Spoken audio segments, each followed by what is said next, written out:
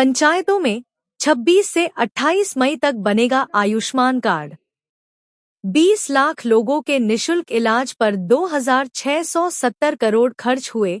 मंगल 3.75 crore Ayushman card बने हैं प्रदेश में अब तक।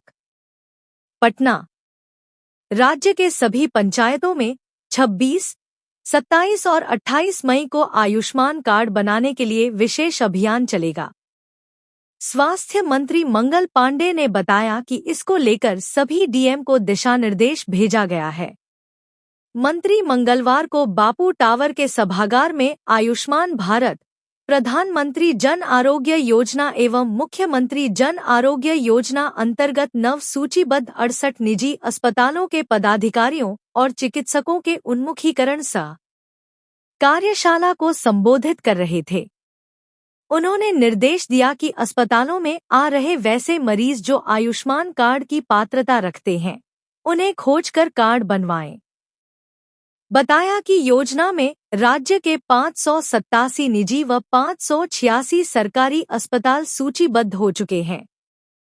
6 वर्षों में 20.5 लाख लोगों का इलाज हुआ। इस पर अब तक 2,670 करोड़ खर्च हुए हैं। राज्य में अब तक 70 वर्ष से अधिक उम्र के कुल 2.33 लाख लाभुकों का आयुष्मान वय वंदना कार्ड बना है। राज्य स्वास्थ्य सुरक्षा समिति की ओर से आयुष्मान योजना में जुड़ने वाले नए अस्पतालों के उन्मुखीकरण के कार्यशाला का आयोजन किया गया। पूरे बिहार में 1173 अस्पताल आयुष्मान योजना के तहत सूचीबद्ध हैं, जिनमें से 587 प्राइवेट सेक्टर के हॉस्पिटल हैं, 586 गवर्नमेंट सेक्टर के हॉस्पिटल हैं और राज्य के 1173 अस्पतालों में राज्य के लोगों को आयुष्मान योजना का लाभ दिया जा रहा है। ऐसे पूरे देश में लगभग 29,000 इम्पैनल्ड हॉस्पिटल हैं, जिसके तहत गंभीर से गंभीर बीमारियों के मरीजों को आयुष्मान योजना के तहत लाभ दिया जाता है। पिछले वर्षों में जो आयुष्मान योजना की शुरुआत हुई, अभी तक 20,50,000 लोगों को इस आयुष्मान योजना का लाभ बिहार में दिया जा चुका है। 2,600 करोड़ रुपए से अधिक इस योजना पे गरीबों की सेवा के लिए भारत की सरकार और बिहार की सरकार ने मिलकर राशि खर्च किया है और पिछले एक वित्तीय वर्ष में ही केवल 1,000 करोड़ रुपए के लागत से बिहार की गरीब जनता की सेवा इस आयुष्मान योजना के माध्यम से माननीय नरेंद्र मोदी जी की सरकार और नीतीश कुमार जी की सरकार ने सेवा दी है। आयुष्मान कार्ड अभी बिहार में 3,75,00,000 बने हैं। ये आयुष्मान कार्ड और बनाए जाएं, इसके लिए एक विशेष 3 दिन का अभियान 26, 27, 28 मई को चलाया जा रहा है। ये आगे आने वाला जो 26, 27, 28 मई है, गांव पंचायत स्तर तक पूरे बिहार में सभी प्रखंडों में विशेष अभियान चलाया जाएगा आयुष्मान कार्ड बनाने का। और मुझे पूरा विश्वास है कि एक बड़ी संख्या में लोग इस योजना से जुड़ेंगे और उनको कार्ड मिलेगा। अभी भी बिहार पूरे देश में आयुष्मान कार्ड बनाने में तीसरे नंबर पे। तो लगातार आयुष्मान योजना के माध्यम से जो प्रधानमंत्री जी, मुख्यमंत्री जी की सोच है गरीबों की सेवा का, उस काम को स्वास्थ्य विभाग बिहार कर रहा है और राज्य स्वास्थ्य सुरक्षा समिति उसकी पूरी देख रेख करती है। सर, एनएमसीएच के मामले में राजद कह रही है कि डायनासोर हो गया बिहार का चूहा। वैसे लोगों के बारे में क्या बात करना, जिनके राजकाज में आप ही मीडिया के साथी यही लिखा करते थे और यही बोला करते थे कि पीएमसीएच में रुई और सुई नहीं। तो जिन लोगों ने ऐसी व्यवस्था राज्य के अंदर खड़ी कर दी थी, उनके किसी भी टिप्पणी करने पे मैं नहीं समझता हूं कि मुझे आज टिप्पणी करनी है। हाँ, यदि व्यवस्था में कहीं से कोई शिकायत मिलती है तो उसको ठीक करने का काम हमारा है, हमारी जिम्मेवारी है। हम उन व्यवस्थाओं को ठीक कर रहे हैं। मैंने जो उदाहरण दिया, क्या राजद के कार्यकाल में लोग सोच सकते थे? अभी मेरे पहले कुछ महीनों के लिए जो नेता प्रतिपक्ष स्वास्थ्य मंत्री थे, क्या किया उन्होंने बिहार में? कहीं अस्पताल बनाया क्या? कहीं लोगों को रोजगार दिया क्या? स्वास्थ्य विभाग में नियुक्तियां करवाई क्या? कुछ नहीं किया सिवाय भाषण देने के। और आज भी अब चुनाव नजदीक आया तो भाषण दे रहे हैं। और मैं तो बार बार कहता हूं तेजस्वी यादव जी को, किसी भी खुले सार्वजनिक मंच पे आके आप मुझसे बहस कर लीजिए कि बिहार में स्वास्थ्य व्यवस्था को किस तरीके से हम लोगों ने ठीक किया है। और बीच में 1.25 साल आपको मौका मिला था और 1.5 साल आपके बड़े भाई को मौका मिला था।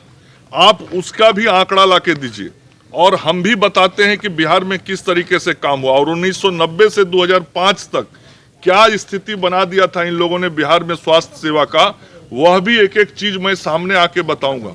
मैं पुनः आपके माध्यम से तेजस्वी यादव जी को कहता हूं, किसी भी खुले और सार्वजनिक मंच पे आके वो बहस कर लें। ये पीछे में बयान क्यों देते हैं? सामने आके बयान दे, हिम्मत है तो। ये पीछे में आप लोगों से बयान देते हैं। तेजस्वी यादव जी को यदि हिम्मत है तो वो सामने आके बयान दे। मैं उनके हर बयान का जवाब देने के लिए तैयार हूं। पर कहीं ना कहीं लापरवाही तो मानते हैं ना सर? है उसके जो टेक्निकल और एडमिनिस्ट्रेटिव एस्पेक्ट है उससे आपको रूबरू कराया जाएगा, आप वाकिफ होंगे। और सबसे बढ़कर एक और जो इम्पोर्टेंट एस्पेक्ट है, मैं चाहूंगा कि इस ट्रेनिंग वर्कशॉप में उस पर भी विशेष जोर दिया जाए। हर एक स्कीम का एक एथिकल एस्पेक्ट होता है, इसको हम लोग बोलते हैं नैतिक पक्ष। वो भी बहुत आप लोगों को जरूरी है समझना कि इस, और आप सभी जितने हॉस्पिटल हैं और इसमें जितने स्टेक होल्डर्स हैं, आप लोगों को ये भी समझना होगा कि इस योजना के पीछे की फिलॉसफी क्या है। वित्तीय समस्या किसी भी व्यक्ति के स्वास्थ्य को प्रभावित ना कर सके, इसलिए सरकार ने ये आयुष्मान भारत योजना लागू की और उसे गुणवत्तापूर्ण चिकित्सा मिल सके, इसलिए इसमें प्राइवेट हॉस्पिटल्स को जो है इम्पैनल करने का प्रोविजन रखा गया। गवर्नमेंट अपनी तरफ से 5 लाख रुपए तक की सब्सिडी प्रोवाइड करती है ताकि जो हमारी आम जनता है, जनमानस है, उनके स्वास्थ्य का अच्छे से ख्याल किया जा सके और उनको बेहतर इलाज मिल सके। उद्देश्य ये है, इसके पीछे की फिलॉसफी ये है कि जो एक तरीके से ये यूनिवर्सल हेल्थ इंश्योरेंस स्कीम है। इसमें आप लोगों का जो रोल है बहुत इंपॉर्टेंट हो जाता है। ये समझना होगा कि आपको, ठीक है, आपके पास पेशेंट इन्फो बढ़ है, सही और उचित इलाज मिले। और ये पूरा सिस्टम, इसमें बहुत इन्वेस्ट किया गया पोर्टल बनाने में, मैन पावर जो है यहाँ पे डिप्लॉय की गई ताकि आपके क्लेम जो है तेजी से सेटल हो सके। तो सभी स्टेक होल्डर्स, जो आप तो हैं एनएचए के लोग और हॉस्पिटल के लोग हैं, आप दोनों को हमेशा एक तीसरा स्टेक होल्डर है बेनिफिशियरी, उसको ध्यान में रखना है। एक और इम्पोर्टेंट एस्पेक्ट ये है जो कि अभी चलन इधर काफी बढ़ गया है, जिसका भी मेरे से वक्तव्य से जस्ट पहले प्रेजेंटेशन भी हुआ। इस पे बड़ी गंभीर चिंता राष्ट्रीय स्तर पे है। फ्रॉड को रोकने को लेकर के मैं अभी मंत्रालय में भारत सरकार में बैठक में भी गया था, तो वहां पे भी सचिव ने इस पे चिंता जाहिर की थी, जिसके आलोक में पिछले महीने काफी अच्छी जो है ड्राइव भी चलाई BSSS ने। यहाँ पे सभी हॉस्पिटल्स में टीम भेज के और एंटी फ्रॉड के लिए जो है काफी एक्शन लिए। पर मेरा प्रश्न आप लोगों से ये है कि इसकी जरूरत क्या है? जो पेशेंट आता है उसके हर पैकेजेस का फिक्स है, आपको पता है कि फिर उसमें ये मतलब ठीक है, आप, मैं नहीं कह रहा हूँ कि आप हॉस्पिटल चला रहे हैं तो आपने कोई जो है धर्मार्थ स्वास्थ्य संस्थान को रखा फ्री में इलाज करना, फ्री में इलाज कर भी नहीं रहे हैं आप, ठीक है, you are being paid for that, ठीक है, और सीधे पैसा हॉस्पिटल को जाता है। परंतु ये सब जब चीजें होती हैं तो हमें एक समाज के तौर पर सोचना भी चाहिए कि हम आखिरकार क्या रहे, सब कुछ रहे यही जाना है। इस चीज को हमेशा ध्यान में रखिए, सब कुछ यही रह जाना है। और ऊपर से क्या होगा, जो आप इस मुगालते में नहीं रहना चाहिए कि फ्रॉड डिटेक्शन की कोई साउंड हमारे पास व्यवस्था नहीं है। व्यवस्था बड़ी अच्छी है, और अगर उस किस सिनारियो में हम फ्रॉड कर रहे हैं, कोई शख्स चाहे महिला हो चाहे पुरुष हो, हॉस्पिटल मजबूरी में आता है, शौक से कोई हॉस्पिटल नहीं आता है। तो किसी की मजबूरी का फायदा उठाकर से उससे हम जो है 4 पैसे एक्सट्रैक्ट कर लेने में क्या हो जाएगा। लेकिन अगर उसको हॉस्पिटल में अच्छा ट्रीटमेंट आप देंगे, उसके साथ अच्छा व्यवहार करेंगे, आपका क्लेम सेटल तो हो ही रहा है। वो आदमी जो आपको आप जो गुडविल जनरेट करेंगे, उसका कोई पैसा, कोई मटेरियल चीज से कोई कंपैरिजन नहीं है। ये इसका एक एस्पेक्ट है जो मैं चाहूंगा कि आप जो मैं एथिकल एस्पेक्ट की बात कर रहा था, ये आप लोग पोर्टल पे जो है आपको उचित दस्तावेज जो रिक्वायर्ड डॉक्यूमेंट है, फोटोग्राफ्स है, उसको अपलोड करेंगे और प्री ऑथ करेंगे। प्री ऑथ करने के बाद आपको 6 घंटे के अंदर अप्रूवल मिलेगा और अप्रूवल होने के उपरांत ही जो हॉस्पिटल है वो इलाज प्रारंभ करेंगे। उसके बाद जब इलाज कंप्लीट हो जाता है तो इलाज कंप्लीट होने के बाद आपका जो है आधार का सत्यापन करेंगे और स्टैंडर्ड ट्रीटमेंट गाइडलाइन के अनुसार पोर्टल पे जो डॉक्यूमेंट है, रिक्वायर्ड डॉक्यूमेंट है, जितना भी डिस्चार्ज समरी है और जितने भी टेस्ट हुए हैं, सारा अपलोड करना पड़ता है, उसे आप अपलोड करेंगे। उसके बाद जो है एक बार अपलोड करेंगे तो उसके बाद वो क्लेम के लिए इनिशिएट करेंगे, जो हॉस्पिटल है वो इनिशिएट करेंगे। उसके बाद अगर सही पाया गया तो उनको क्लेम का जो प्रोसेस इनिशिएट किया गया उसका पेमेंट होगा। लेकिन इस बीच में आपको ये जानना जरूरी है कि वो क्लेम जो है आपके द्वारा जब इनिशिएट किया जाता है तो कैसे प्रोसेस होता है हमारे यहाँ। ये सबसे पहले जो क्लेम आप प्रस्तुत करते हैं, जो आप इनिशिएट करते हैं, वो हमारा जो आईसा होता है, इम्प्लीमेंटर सपोर्टिंग एजेंसी होती है, जिसको टीपीए भी बोलते हैं, वो उनके क्लेम एग्जीक्यूटिव जो क्लेम को देखते हैं और उसको फॉरवर्ड करते हैं। फॉरवर्ड करने के बाद उस आईसा का इम्प्लीमेंटर सपोर्टिंग एजेंसी के जो सीपीडी होते हैं वो क्लेम को या तो अप्रूव करेंगे या उसको रिजेक्ट करेंगे या उस पर क्वेरी डालेंगे।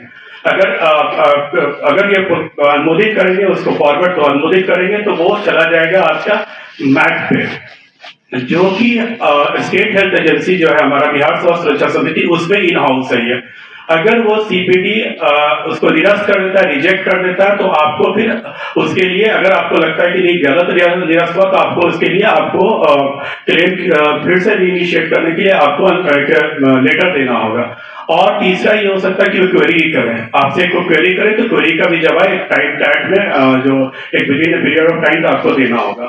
अब सीपीडी के बाद जब अनुमोदित हो जाता है तो ये प्रोसेस जो है आपका आईसा करती है, जो थर्ड पार्टी एजेंसी वो करती है। उसके बाद एसएचए पे आता है, जो कि एमएससी होता है, मैक बोलते हैं, मेडिकल अकाउंट कमेटी होती है, जो उसके पास भी 3 ऑप्शन है, या तो उसको अनुमोदित कर दे, या उसको प्रोसेस कर दे, निरस्त कर दे, या उस पर क्वेरी रेज करो। तीनों केस में वही होगा जैसा कि हमने सीपीडी को बनाया।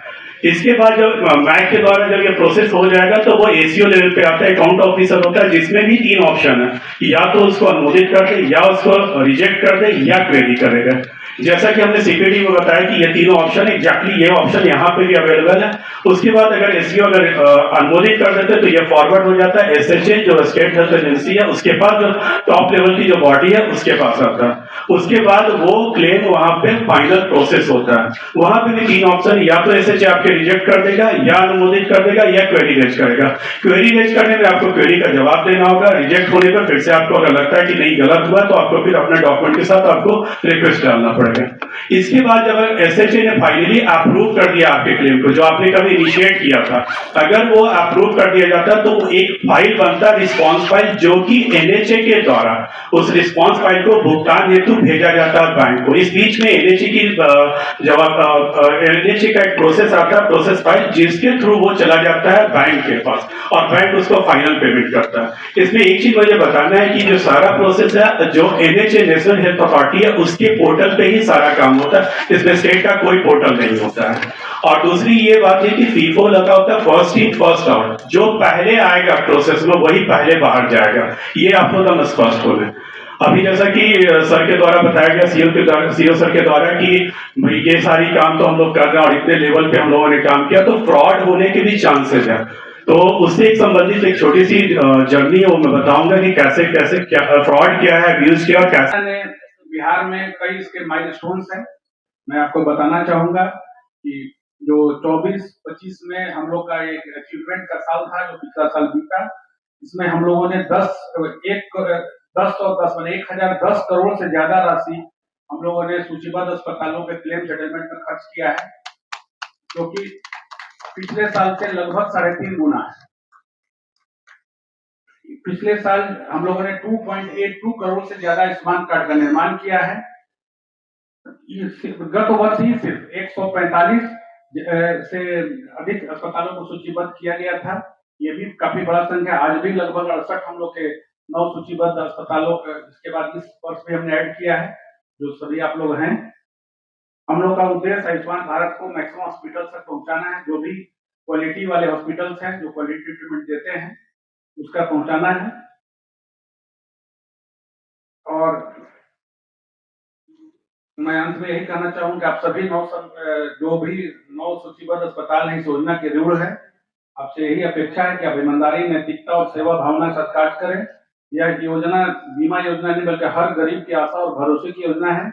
मैं सभी प्रतिभागियों से अनुरोध करता हूं आज के प्रशिक्षण में गंभीरता से भाग लें। सुबह एक क्लास हुआ है, अभी इस उद्घाटन सत्र के बाद फिर सारे दिन क्लास चलेगा लंच के बाद। तो इसमें पूछें, प्रश्न पूछें, कोई शंका हो उसे पूछें और पूरी तरह से संतुष्ट होकर के ही इस योजना के विषय में यहाँ से जाएं। हमारा लक्ष्य है कि हर जरूरतमंद तक स्वास्थ्य सेवा पहुंचाना बिना किसी आर्थिक बोझ के। स्वस्थ बिहार, समृद्ध बिहार का सपना तभी साकार होगा जब हम सब मिलकर कार्य करेंगे। धन्यवाद। जय बिहार।